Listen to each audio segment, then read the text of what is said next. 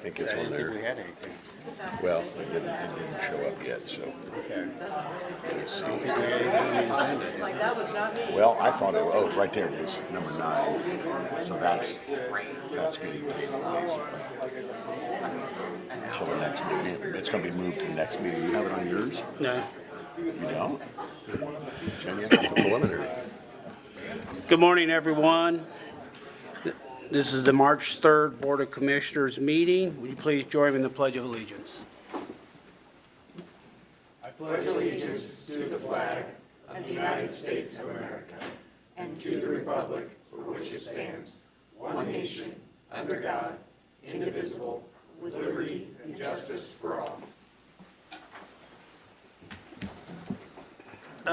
Next up on our agenda is the reading of a proclamation of severe weather preparedness.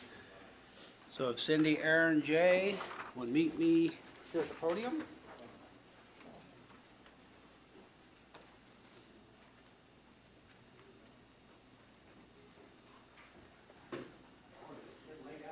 Oh, I saw. Very official. okay. So I get to start, huh? You do. All right, so, all right, I'll just pass it off then. All right.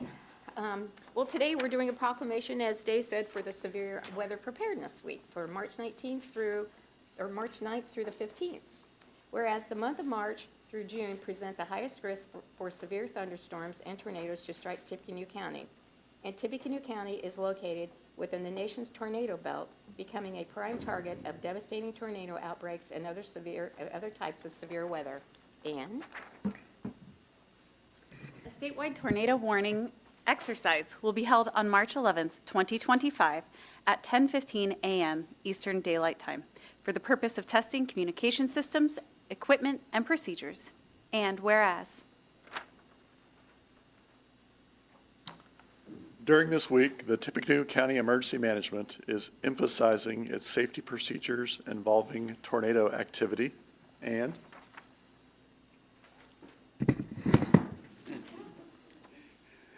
Now therefore, we, the undersigned, do hereby proclaim the week of March 9th through the 15th, 2025 as Severe Weather Preparedness Week.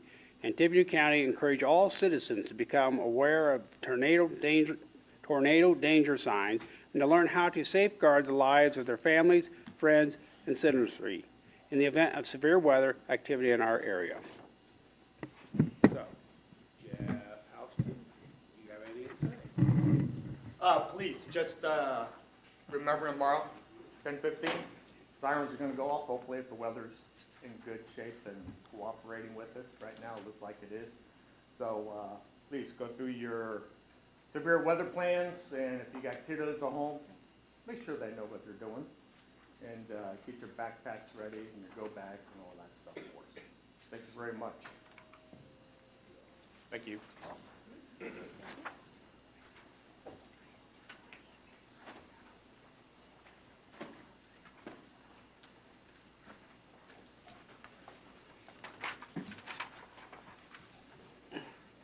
Okay, next up is the approval of minutes. Mr. President, I'll make a motion, we approve the minutes from our regular meeting on February 18th, 2025. Second? We have a motion and a second. All in favor, say aye. Aye. Aye. Opposed? That passes. Accounts payable. Mr. President, I'd like to recommend the claims dated from February 20th, 2025 to March 3rd, 2025 be approved without exception. So moved? Second?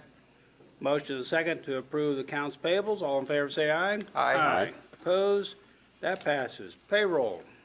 Mr. President, I would also like to recommend the payroll dated February 28th, 2025 be approved without exception. So moved. Second? Got a motion and a second. All in favor of approving the payroll, say aye.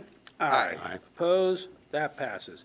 All right, area plan. Looks like we have a couple ordinances. Mr. President, I'll make a motion, we use amendment number 115, ordinance 2025-04-CM. Second. Okay. All right, good morning. Well, we've got the accessory dwelling unit, Amendment 115. I think that's what we're doing first, yep. This was prompted by a resolution by the City of West Lafayette that asked staff to explore the option for adding accessory dwelling units to our zoning ordinance. And as the process unfolded, other localities, including the county, showed interest in pursuing it for their jurisdictions. So the county version of this is going to limit this option to the agricultural zones, A, AA, AW, and the RE, rural estate zones. So just for context, duplexes are already permitted in the A zone, but they would have to follow kind of the strict kind of duplex standard where the two units are separated by a firewall and they're stuck together. So the accessory dwelling unit allows a lot more flexibility. It allows you to create a unit within the interior of the existing structure. It could be an attachment to the existing structure, or it could be in a detached environment. But it is ultimately, though, a subordinate residential dwelling. It can be no more than 50% of the area of the main home, but up to, I believe, 750 square feet is the maximum limit. So this is meant to be a subordinate unit. You can't have two houses of the identical size, detached on the same lot. And then it is also, the other requirement that is worth noting is that the owner of the property must be occupying one of the dwellings. And so it is an owner-occupied situation. So this would prevent someone more from the landlord class buying up properties and renting both of the dwelling units. One of the dwelling units has to be owner-occupied. It's up to the owner if they want to live in the smaller one or the main house. But those are kind of the main relevant points here. So I'll be happy to answer any questions. Otherwise, we are recommending approval, And as thank you, did the Ryan. Plan Commission. Yes. So, Thank you, Ryan. I appreciate your comments and your staff's work on this. I know this has been a difficult one. But I have, as I mentioned in our Area Plan Commission meeting, I've had a couple of folks reach out asking about this particular, in the last 5 years or so. And obviously, prior to this, it couldn't be done. These particular folks were on large lots and were looking to build like a 3-car, 4-car garage and wanted to do a unit above it. And it simply wasn't permitted, but this would allow it in these zones only and not in your standard traditional subdivision. another thing worth noting too is if there's situations where there's homeowners association covenants in place and they prohibit these, they can be prohibited. So they can't undo the ordinance, they can just make things stricter. And so in that instance, if an HOA essentially banned accessory dwelling units, then that subdivision could not take part in this. So wanted to mention that as well. Okay. Any other questions here? No, sir. Anyone in the audience like to speak in favor or oppose to this ordinance? See no one. Jennifer? Murtaugh, Yes. Brown, Yes. Byers. Yes. Ordinance 2025-4CM passes 3-0. Very good. We now have another ordinance. Mr. President, I'll make a motion. We hear Uzo Amendment Number 116, Ordinance 2025-05-CM. Second. All right. The current definitions for refueling areas, gas stations, we have the truck stop definition, which, as you can be implied, is to primarily serve trucking and the trucking industry with facilities proper to their industry. And then the regular kind of just typical fueling center gas station. And or gasoline service station is the proper definition. So those are the two definitions currently on our ordinance. This effort is to try to find a middle ground for those gas stations that try to do a little bit of both. And so they've got pumps for passenger vehicles, small trucks, et cetera, but they also may have a few lanes for semis. And in our Plan Commission hearing, we kind of went through some examples in the community where we have some of these hybrid-type facilities. They do a little bit of both. They're not really a full truck stop. They don't have lodging facilities and, a store to sell equipment and materials that would be useful to the trucking industry. But they've got a little bit of everything. And so we're trying to create a definition and assign it to zones for something that is in between. And so that's what this effort is for. I believe this was prompted, Tom, out of a Romney case that was looming, a rezoning effort where people were forced to kind of to create something like this, zone to an I3, a heavy industrial zone, in order to accomplish, this sort of hybrid type of situation. So the proposal in front of you would create this new definition. First of all, the current definitions are not really changing. So gasoline service station, truck stop, they're still allowed where they're allowed. This is kind of creating an alternative path for those businesses that are trying to kind of cater to both. It would limit it to the NB and, the HB and GB zones, and I believe the NB zones with a special exception. And there was some debate in the ordinance committee about separation, and I believe the ordinance they decided against kind of staff's recommendation on the separation, the 1,000-foot separation. And so I believe that's the ordinance that's in front of you today, is the one that the Plan Commission endorsed. There's some buffer yard requirements, kind of more typical of this particular use if you're adjacent to a residential environment. But anyway, we decided against pursuing any other restrictions or adjustments to the existing zones, primarily because the City of Lafayette is actually interested in pursuing an investigation done on our staff's part to look at providing, I guess, restrictions, parameters, at least within the City of Lafayette, for all manners of fueling centers, whether they're this definition or whether they're gasoline service stations or truck stops. And that resolution, I think, may be passed tonight. So we'll get our marching orders if City Council gives them to us. And that'll go through the process as normal. And there'll be an opportunity for the other localities to participate in that if they're interested. And so we'll alert you to that as it unfolds. Cool. But for now, we want to try to get this definition in the books and allow a proper path for this sort of hybrid truck stop gas station to have a place in the community. So be happy to answer any questions. So again, I want to thank your staff for working on this. Yep. And as Ryan alluded to, this came about because unfortunately there were a couple of different projects in which they were requesting I3 zone based on the current definition.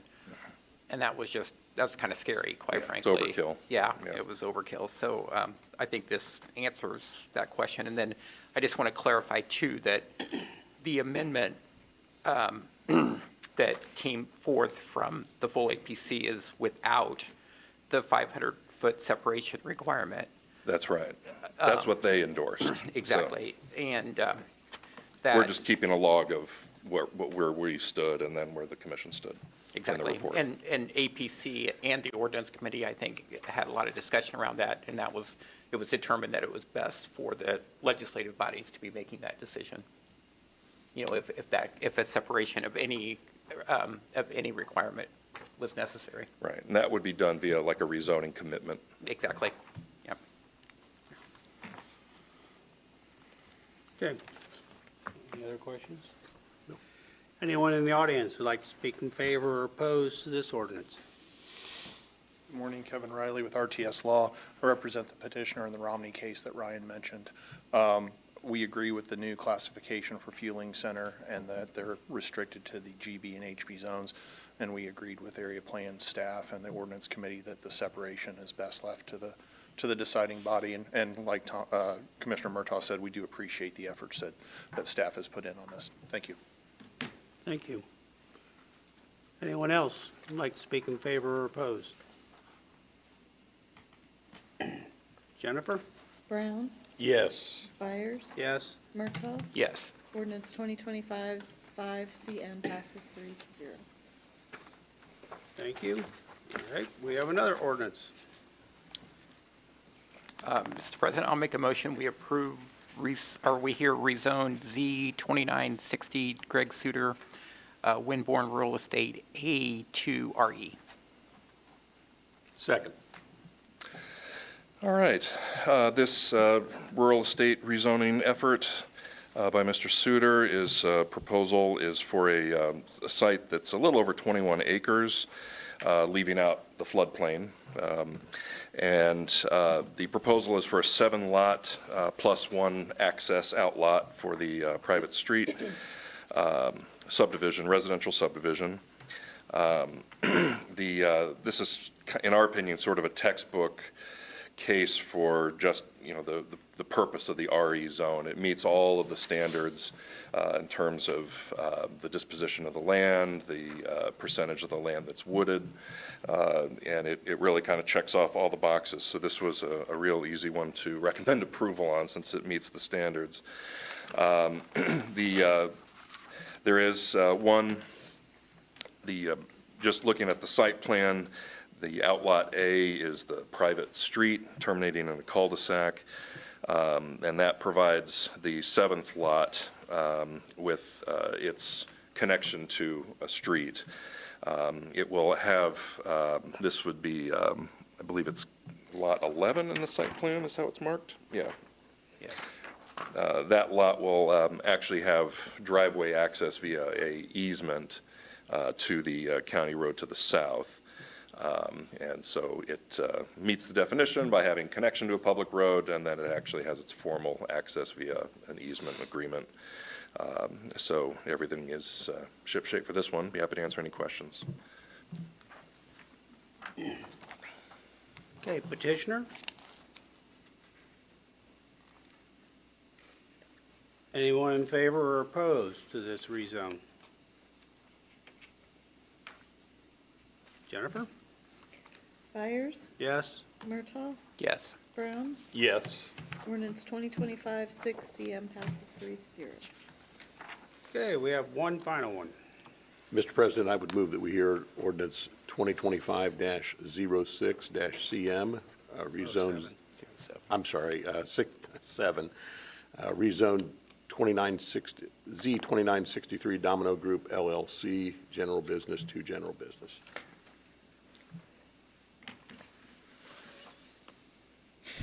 Oh, Was there wait a second? I'm sorry. Yeah, with commitment, I think, yeah, Yes. okay.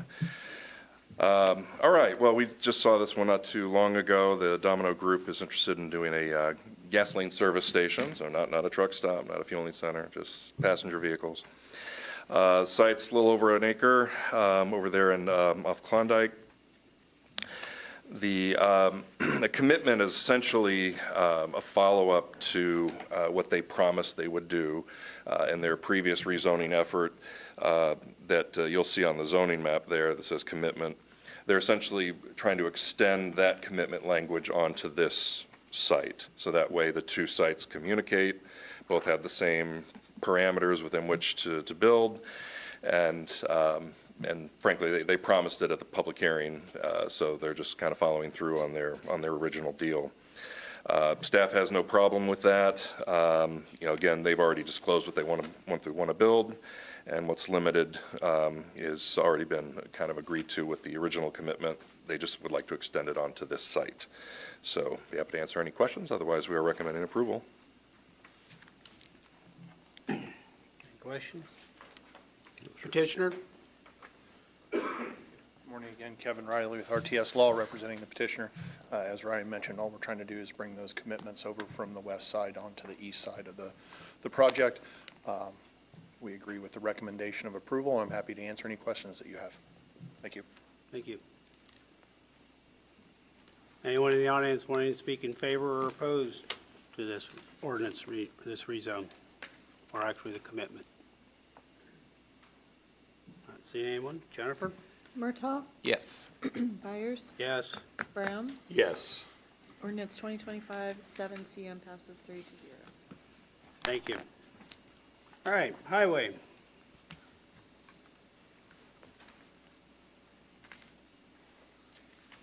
Good morning. Have, first of all, a couple of items to deal with. The Wabash River enhancement, two different projects. The first is a design services contract for the Phase 2 Wabash Greenway Pedestrian Trail with United Consulting Services for $2,940,230. This is funded through a RAISE grant. Tippecanoe County is administering the grant. Mr. President, I move for approval as outlined. I will second. Motion is second to approve. All in favor, say aye. Aye. Opposed? That passes. The second item to do with the enhancement is on a READY project.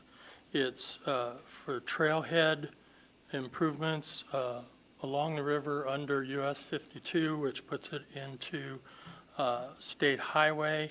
As part of the agreement, they're asking for a JUMA, which is alphabet soup for a joint user maintenance agreement, basically enforcing their rights as owner of the property that we're working in an easement. Mr. President, I'll make a motion. We approve the joint user maintenance agreement with NDOT. Second. Just to clarify, Stu, I think this is a letter saying that we'll enter into one. So what we have now is there's some there's a holdup on the language of the JUMA on the state end, but they said to process the permit, they'd appreciate a letter saying that we recognize their interests and we'd work through that language with them. Thank you. It's a promise to JUMA. Yeah. Okay, so Do we need to revise or? Yeah, so the motion would be to approve the form of the letter and authorize the president to sign it. So moved. Second. Okay, we have a motion and a second of the approval of the letter. All in favor, say aye. Aye. Opposed? That passes. Warranty deed. Yeah, it's County Road 500 East. We have parcel 6 warranty deed. This is from 52T LLC in the amount of $49,300. Move for approval. Second. Motion and second to approve this warranty deed. All in favor, say aye. Aye. Opposed? That passes. Permit to close. Yes. It's actually a restriction. This last item, the Purdue Cycling is having a road race March 29th.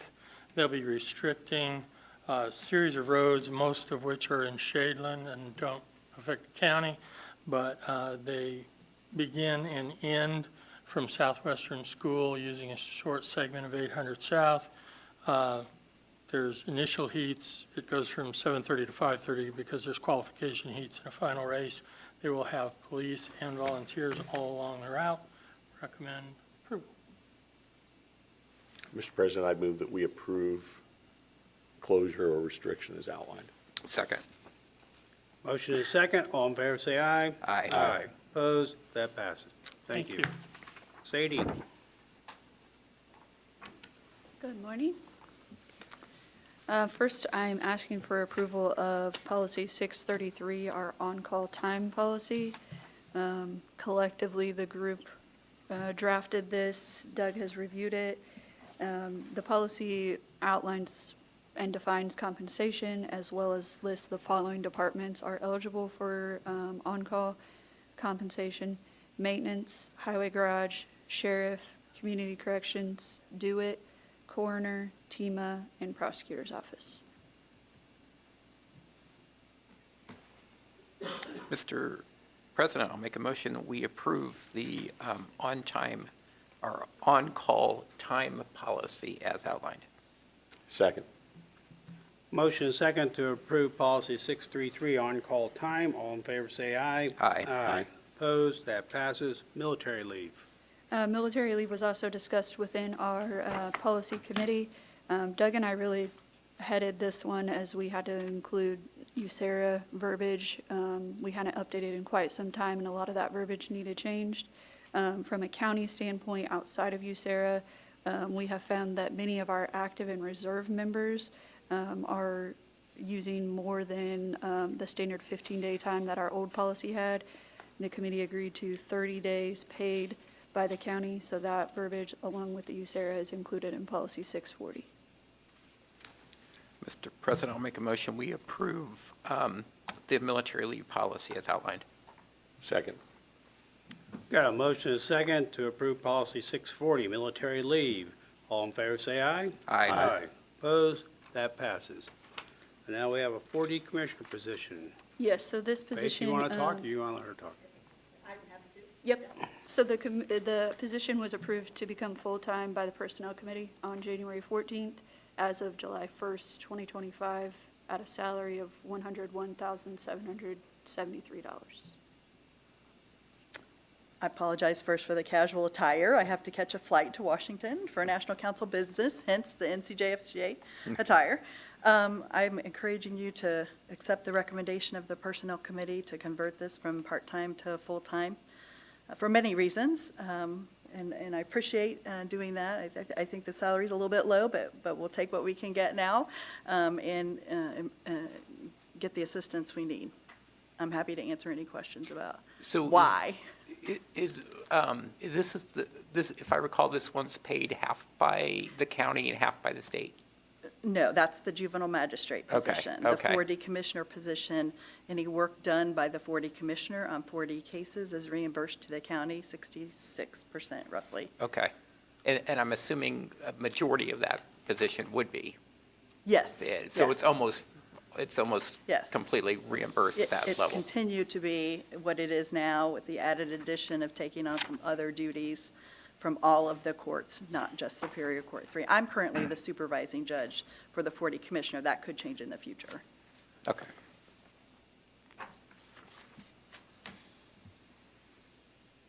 Entertain a motion?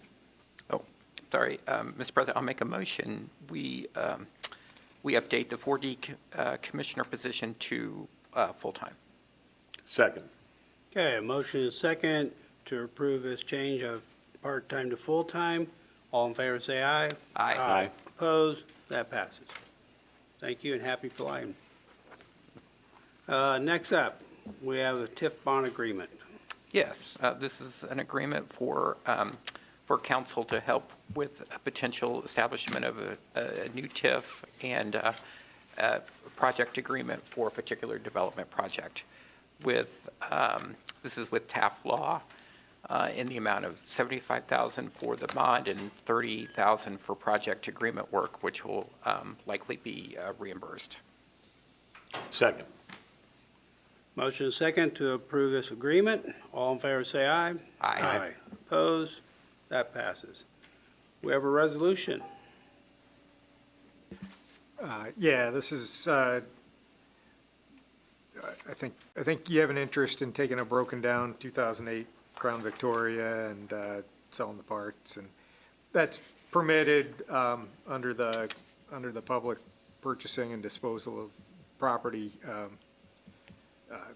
statutes. You just need some documentation that you're determining that it's not worth what it would take to sell. Nothing feels good about calling something from 2008 old. It's my feeling, but I would move for adoption of Resolution 2025-07-CM. Second. Motion and second to approve this resolution. All in favor, say aye. Aye. Opposed? That passes. Looks like we have one permission to apply grant. Mr. President, I move that we grant permission to apply for a grant from the Indiana Department of Health for our health department for a program to provide HIV prevention services. Second.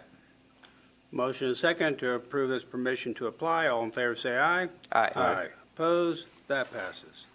Any unfinished or new business needs to come to the board? I think we have a contract in there, don't we? Well, maybe more of a question for Doug. We have a grant through IDEM that's awarded directly to the solid waste district to collect tires, tire collection recycle day. So do we actually need to do that, or is that something that's actually done? We've already accepted it. Well, we did accept, this is for another year, for year 2. I mean, you're talking about it, you might as well pass a motion accepting it. I think probably it's a solid waste district issue, but if you give your endorsement, then It no can't questions hurt. will come All up right. later. With that, I'll make a motion that we approve the grant agreement for, with IDEM for waste tire grant program. Second. Motion is second to approve as stated. All in favor, say aye. Aye. That's a Opposed? $10,000 grant, by the way. That passes. Any other unfinished or new business? You were saying something? No, that was it. Okay. Reports on file. We have a report from the Building Commission. That will be over in the Commissioner's office for the public viewing. Any public comment?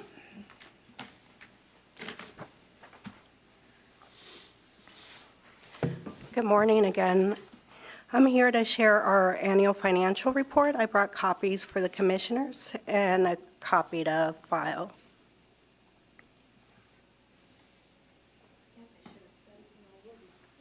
Thank you. Thank you. Thank you.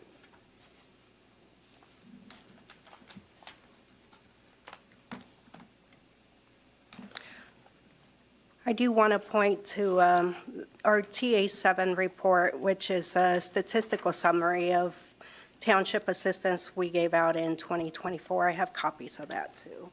It's in the annual report, but this is just a quicker Okay. snapshot. Thank you.